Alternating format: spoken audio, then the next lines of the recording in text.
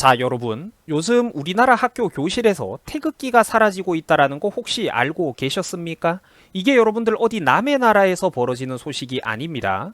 최근 경기도 교육청에서 교실에 걸려있는 태극기가 무려 친일의 잔재다라는 놀라운 논리를 내세우면서 태극기를 철거 대상으로 지목하고 있다라고 합니다.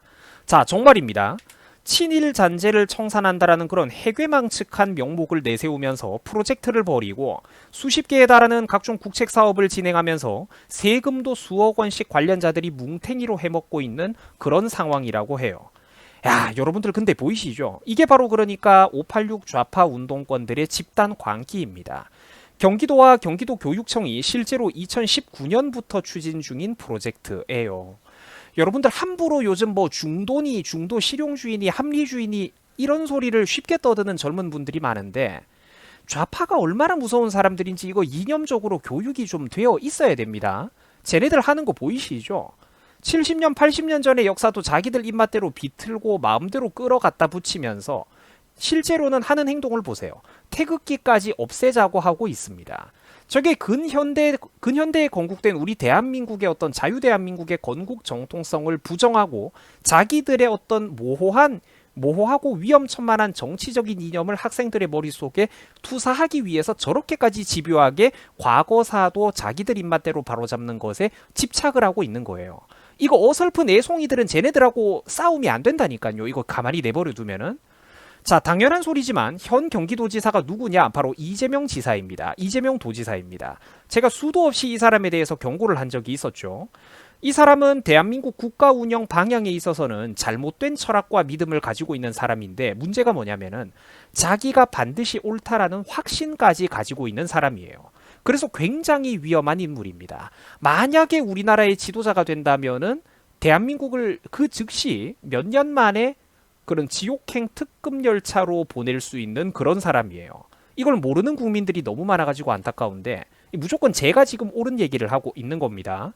자, 오늘의 주인공은 이재명이는 아니지만 잠깐 이 사람이 과거에 했던 그런 위험천만한 발언들을 좀 짚고 넘어가자면은 재벌들을 해체하고 전 국민들에게 토지 배당을 해야 된다라든지 혹은 뭐 미점령군이라는 표현이라든지 또 주한미군을 철수시키고 뭐 자주국방을 이룩해야 된다라든지 뭐 일제 잔재를 틈만 나면 운운한다든지 뭐 이런 것들이 있습니다.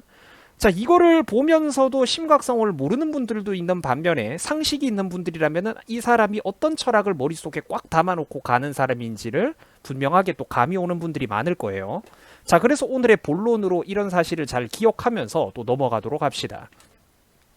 자, 최근 우리나라 학교 일선에서 왜 태극기가 점점 사라지고 있을까요? 그렇습니다. 최근 민주당의 주도하에 우리나라에 점점 늘어나고 있는 그런 중국 출신의 외국인 노동자들이 많죠. 또 PC주의, 정치적 올바름이라든지 다문화주의라는 그럴듯한 슬로건 아래에서 점점 지금 우리나라에서 외국인 인구가 늘어나고 있기 때문에 그렇습니다. 자, 100번 양보를 해가지고 다른 나라 사람들이 우리나라에 와가지고 뭐 들어와서 취업하고 사는 것까지는 그렇다고 쳐도 일단 이 나라에 왔으면은 이 나라의 법과 질서 그리고 문화를 존중하고 그 룰에 따라야 되는 게 정상 아니겠습니까? 국가적인 어떤 이념과 정체성마저 우리가 흐릴 수는 없겠죠. 하지만 당연히 그런 순진한 상식이 그들에게 통할 리는 없다라는 겁니다. 태극기를 가르치지 말아달라고 이렇게 대놓고 다른 나라 출신의 엄마들이 집단 항의를 하고 정부에다가 압력을 넣고 또 거기에 영혼을 팔아버린 우리나라 민주당 정치인들 가만히 있습니까? 해달라는 대로 다 해주죠. 좌편향된 교육청 그리고 지자체의 그런 지사들, 시장들 인기를 얻고 표를 얻기 위해서 실제로 우리나라 학교에서 태극기에 대한 교육이나 국가관마저 계속해서 이렇게 스스로 포기하고 지워나가고 있는 그런 상황입니다. 자, 여러분들 정말로 이런 문제는 심각한 문제인데 우리나라 사람들은 지금 우리나라가 이렇게 사회 전방위적으로 근본적인 부분부터 구석구석 무너져 내리고 있다는 걸 제대로 자각조차 못하고 있는 그런 상황입니다. 자, 여러분 이게 왜 이러는 짓을 하는 걸까요? 그렇죠. 자라나는 학생들의 머릿속에서 근현대 우리 자유대한민국의 건국에 대한 국가 정체성을 이런 식으로 모호하고 흐릿하게 지워버리기 위해서입니다. 실제로는 그래가지고 다른 엉뚱한 나라들에 대한 어떤 친근함이나 그런 이제 친근함을 심어주고 또 경계심과 의식을 없애기 위해서 아이들의 사상을 오염시켜 놓기 위해서 이런 짓들을 하고 있는 거예요. 그 나라 학교에서 그 나라의 국기를 거는 게 차별이다, 잘못된 일이다. 여러분들 말도 안 되는 일 아닙니까? 근데 이 논리가 바로 저 바다 건너 미국에서도 불과 몇 년 전부터 벌어지고 있었던 일입니다.